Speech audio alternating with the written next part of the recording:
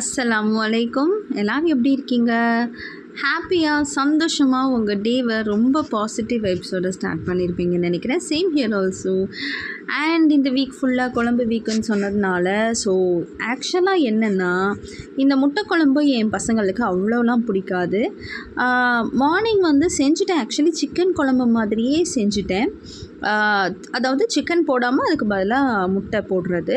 So இதுலேயும் புளி குழம்பு மாதிரி செய்யலாம். அது ரொம்பவே சுத்தமாக பிடிக்காது. ஸோ அது மாதிரி அட்லீஸ்ட் சிக்கன் மாதிரி குழம்பு மாதிரி வச்சாவது அட்லீஸ்ட் சாப்பிடுவாங்க. ஸோ குழம்பு வீக்குன்னு சொன்ன உடனே என் பையனுக்கு ஃபேஸே மாறி போச்சு. ஏன்னா அவ்வளோ விருப்பமாக இந்த குழந்தைங்க குழம்பு சாப்பிடாதுங்க. நமக்கு எவ்வளோ தான் வெரைட்டிஸாக ஓரளவுக்கு சமைக்க தெரிஞ்சால் கூட குழந்தைங்களுக்கு என்ன பிடிக்குதோ அதையே ரிப்பீட்டடாக செய்கிற மாதிரி தான் அப்பப்போ இருக்கும். ஸோ இந்த மாதிரிலாம் நம்ம நார்மலாக ஏதாவது ஒரு குழம்பு வீட்டில் வைக்கிறோன்னா அந்த குழம்புனாலே ஏனே தெரியல அந்த குழந்தைங்களுக்கு அவ்வளோ பிடிக்க மாட்டேங்குது. இந்த மோர் குழம்பு, தயிர் சாதம் இந்த மாதிரினா வச்சா சாப்பிட்ருந்தாங்க. ஆனால் நம்மளும் அப்படியே எவ்வளோ நாளைக்கு தான் கொடுக்குறது. ஸோ அதனால் இந்த மாதிரி மாற்றினேன். ஸோ இப்போ கிளைமேட் சேஞ்ச் ஆகிருக்கு. ஸோ இப்போ டைம் பார்த்திங்கன்னா பசங்கள்லாம் நான் லஞ்செல்லாம் கட்டி கொடுத்து வந்தாச்சு. ஆனாலும் பாருங்கள், கிளைமேட் ரொம்ப சூப்பராக இருக்குது. ஒரு இப்போ 9:50 டைமு.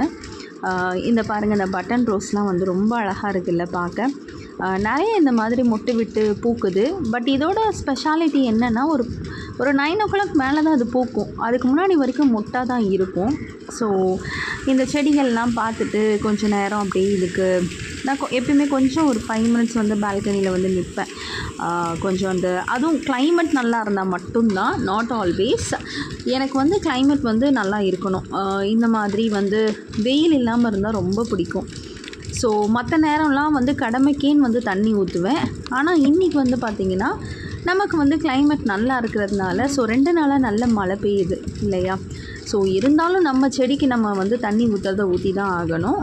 ஸோ ஆனால் பாருங்கள், யூஸ்வலி நான் அந்த தண்ணி ஊற்றுறப்பெல்லாம் ட்ரையாக இருக்கும். இப்போ வெட்டாக தான் இருக்குது பிகாஸ் ஆஃப் ரெயினாக. ஸோ எனக்கு இந்த மாதிரி செடிகளில் தண்ணி ஊற்றி அந்த அழகை கொஞ்சம் நேரம் ரசித்து ஒரு 5 to 10 minutes. ஆனால் அதை கூட என் ஹஸ்பண்ட் விட மாட்டேங்கிறாங்க. நீ என்ன செடிங்க கிட்ட உட்காந்து பேசிக்கிட்டு இருக்கியான்னு கேட்குறாங்க. ஸோ என்ன பண்ணுறது, நம்ம இயற்கையை ரசிக்க கூட விட மாட்டேங்காங்க. அண்ட் இன்றைக்கி என்னென்னா, மாவு காலி ஆயிடுச்சு. அதாவது லாஸ்ட் டைம் நான் கம்பு கேழ்வரகு மாவு போட்டிருந்தேன். ஸோ இன்றைக்கி கம்பு மாவு போடுறேன். ஸோ இட்லி மாதிரி அரைச்சிக்கலாம்ல. கம்பு இட்லி இல்லை கம்பு தோசை கூட சுடலாம். ஸோ செஞ்சதுக்கெலாம் நான் ஒரே ஒரு டைம் தான் கம்பு போட்டேன். கண்டினியூஸாக நான் ராகி மாவே போட்டுட்ருக்க மாதிரி இருக்குது. ஏன்னா ராகி தோசை ரொம்ப நல்லாயிருக்கு. ஏன்னா கம்பு பார்த்திங்கன்னா அதிகப்படியான ஃபைபர் இருக்கா என்னன்னு தெரியல, அநியாயத்துக்கு ரஃப்பாக இருக்கும், சாஃப்ட்னஸ்ஸே இருக்காது. ஸோ அதுக்காகவே பார்த்திங்கன்னா என் ஹஸ்பண்ட் ராகி தோசையை சுடு, ராகி அந்த மாதிரியே கேட்டுக்கிட்டு இருக்காரு. ஸோ அதனால் அந்த மாதிரி ஒரு 2-3 தடவை போட்டேன். பட் எனக்கே போர் அடிச்சு போச்சு. எவ்வளோ நாள் தான் நம்மளும் ராகியிலே போடுறது. கம்பு ஆக்சுவலி அயன் கண்டென்ட் பார்த்திங்கன்னா இந்த கம்பில் ஜாஸ்தி இருக்குது. That it is specially for பார்த்திங்கன்னா லேடிஸ். ஏன்னா அவங்களுக்கு நிறைய பிளட் லாஸ் ஆகிறதுனால அவங்களுக்கு தான் அதிகமாக பார்த்திங்கன்னா இந்த மாதிரி அயன் கண்டென்ட் உள்ள ஃபுட் நம்ம எடுக்கிறது இட்ஸ் பெட்டர் சாய்ஸ். ஸோ நல்லா அலசி, நல்லா 2-3 தண்ணியில் அலசிக்கோங்க.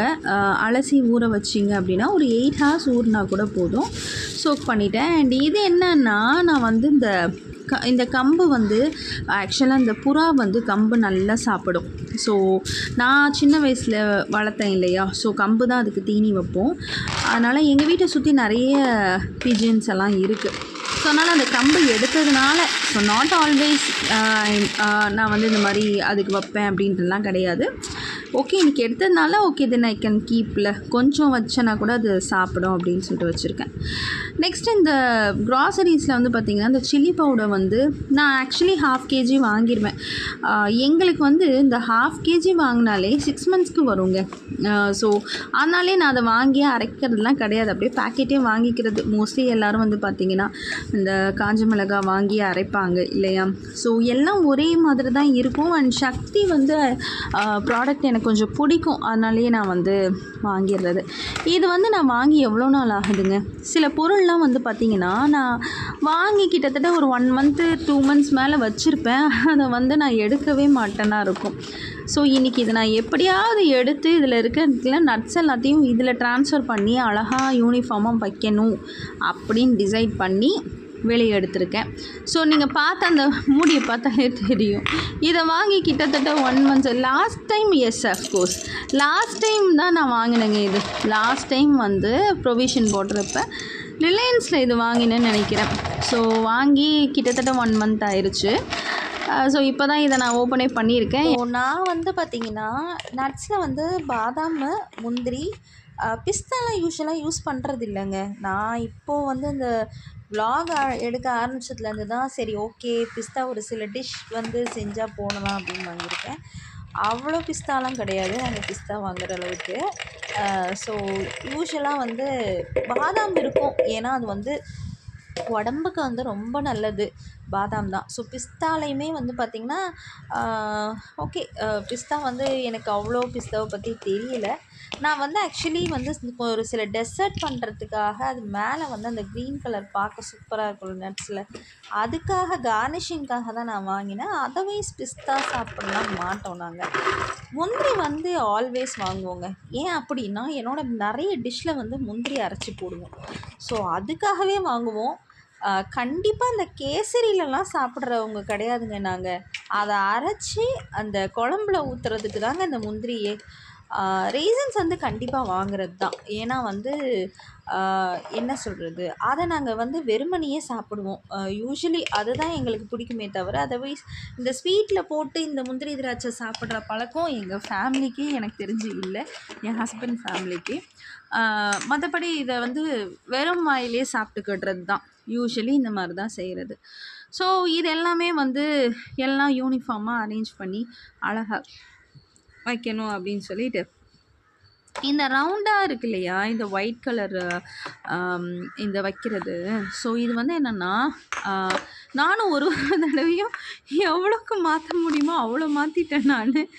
ஃபஸ்ட்டு என்னோடய விலாகை கண்டினியூஸாக பார்க்குறவங்க பாருங்கள், அதாவது ஒரு நாள் ஒன்று ஒரு இடத்துல மாற்றிக்கிட்டே தான் இருப்பேன். ஸோ அதில் வச்சு பார்த்தா எனக்கு இன்னும் அது அழகாகவே தெரியல. அதனாலேயே நான் வந்து இங்கே பாருங்கள், இப்போ நான் வந்து இந்த சைடில் இந்த கிராஸ் இருக்கு இல்லையா, இங்கேயே அடுக்கி வச்சுட்டேன்.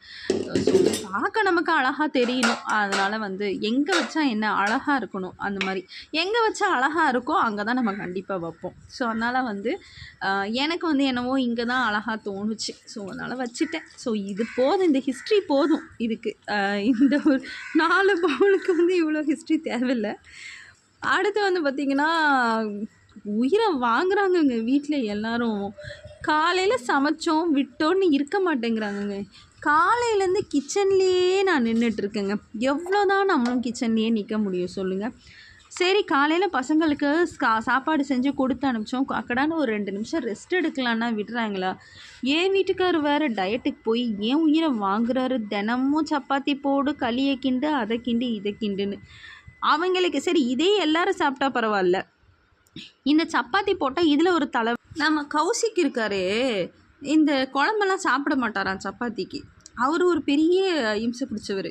என்னென்னா வந்து ஐயோ இந்த சப்பாத்திக்கு கடலை சட்னி சாப்பிட்ட குடும்பங்க இவங்க. எந்த ஊர்லங்க சப்பாத்திக்கு கடலை சட்னி வச்சு சாப்பிட்டாங்க எனக்கு ஒன்றும் புரியல. நான்லாம் வந்து எங்கள் ஊரில் வந்து அழகாக ஏதாவது குருமா வச்சான் அப்படின்னா நல்ல தங்கம் போல் சாப்பிடுவோம். ஏன்னா இவங்க என்னடா பெரும் பாடாக இருக்குங்க. எங்கள் வீட்டிலலாம் இதை நான் சொன்னேன்னா சிரிப்பாங்க. நாங்கள்லாம் சிக்கன் மட்டன் தான் வாழ்ந்தவங்கங்க. அதுவும் குறிப்பாக எங்கள் அப்பா வந்து பார்த்திங்கன்னா என்னை வந்து 2 விஷயத்தில் என்னை வந்து ரொம்ப சூப்பராக வந்து வளர்த்துட்டாங்க. என்னென்னா, நான் ஒன்று சோறு நல்லா போட்டு வளர்த்துருக்காங்க. என்னென்னா கறி மீன் தவிர்த்து, அதாவது கறி மீன் எறா ஐயோயோயோ எங்கள் வீட்டில் தினம் நான்வெஜ் தான். என்ன நான்வெஜ் செய்யலைன்னு கேளுங்க, அந்த மாதிரி செஞ்சு சாப்பிட்டு வளர்ந்தவன் நான். இன்னொன்று என்ன அப்படின்னாக்கா ட்ரெஸ் அண்ட் வந்து ஸ்லிப்பர்ஸ், அதாவது அட்டையர் நம்ம வந்து போடுற இது வந்து வேறு லெவலில் எனக்கு எங்கள் வீட்டில் வாங்கி தந்திருக்காங்க. இந்த 2 விஷயமும் என் ஹஸ்பண்ட் வீட்டுக்கு வந்து கொஞ்சம் டம்மியாக தான் ஆயிருக்குன்னு தான் நான் சொல்லணும். பார்த்தீங்கன்னா வேறு வழி இல்லை. எப்பயுமே வந்து டேட்ஸ் லிட்டில் பிரின்சஸ் வந்து எப்பயுமே கொஞ்சம் கஷ்டப்பட்டு தான் ஆகணும். ஆனால் நான் டேட்ஸ் லிட்டில் பிரின்சஸ்லாம் கிடையாது. ஈவன் என் சிஸ்டர் கூட அவ்வளோ கிடையாது. என்னை விட கொஞ்சம் பரவாயில்ல என் சிஸ்டர்னு சொல்லலாம். ஏன்னா வந்து அவள் ஃபஸ்ட்டு டாட்டர்ன்றதுனால அவளுக்கு கொஞ்சம் செல்லம் ஜாஸ்தியாக இருந்தது. எப்பயுமே இந்த கடைசி குழந்தைக்கு ரொம்ப செல்லம் இருக்குன்னு சொல்லுவாங்க இல்லையா? அது வந்து நான் எப்போ ஃபீல் பண்ணேன்னா, கண்டிப்பாக எங்கள் அம்மா கிட்ட அது கிடையாது. ஆனால் என் அப்பா கிட்ட இருக்குது. எங்கள் அப்பா வந்து பல வருஷங்களாக என்னை வந்து கொஞ்சிக்கிட்டே இருந்தாருன்னு எனக்கு தெரியும். நானே எருமை மாடு மாதிரி ஒரு 6th வரைக்கும் வந்துட்டேன். அப்போவுமே எனக்கு வந்து பயங்கர செல்லம் எங்கள் அப்பா எனக்கிட்ட. எங்கள் அப்பாவுக்கு வந்து என்னை ரொம்ப பிடிக்கும். ரொம்ப நல்லா வச்சுக்குவாங்க சின்ன வயசுலேருந்தே. அந்த மாதிரி. ஆனால் லிட்டில் பிரின்சஸ்லாம் சத்தியமாக கிடையாது. எல்லா வேலையும் எங்கள் வீட்டில் இருக்கப்போ நாங்கள் செய்வோம். அண்ட் இது பார்த்தீங்களா, இதுக்கு ஒரு ஹிஸ்ட்ரி சொல்கிறேன் பாருங்கள். இதை நான் வாங்கி கிட்டத்தட்ட 4-5 மாதம் ஆகுதுங்க. இதை ஸ்டிக் பண்ணுறதுக்கு இந்த ஹேங்கிங் ஹூக் இல்லைன்ட்டு அது ஒரு 3 மாதம் போச்சு. நானும் கடைக்கு தினம் போவேன், ஆனால் இதை மட்டும் மறந்துடுவேன். அந்த மாதிரி ஒரு 2 to 3 months போச்சு. எகைன் இந்த ஹூக் வாங்கி 1 month ஆகிடுச்சு. எப்பயும் நினைக்க தான் மட்டும் செய்வனே தவிர இது வரைக்கும் மாட்டலை. இந்த பின்னாடி மாட்டின ஸ்டிக்கரே வந்து பாருங்கள் வந்து மக்கி போச்சு.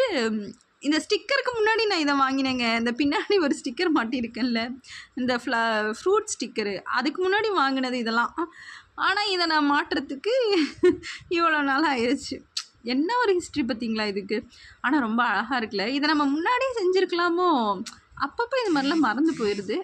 பட் எனிவேஸ், இப்போ என் கிச்சன் பார்த்தீங்களா, என்னோடய ஒர்க் ஸ்டேஷன் வந்து எனக்கு எப்பயுமே சூப்பராக இருக்கணும். ஸோ இன்னையோட vlog இவ்வளோ தான். நாளையோட vlog நாளைக்கு பார்க்கலாம். Till then it's bye from your Aisha.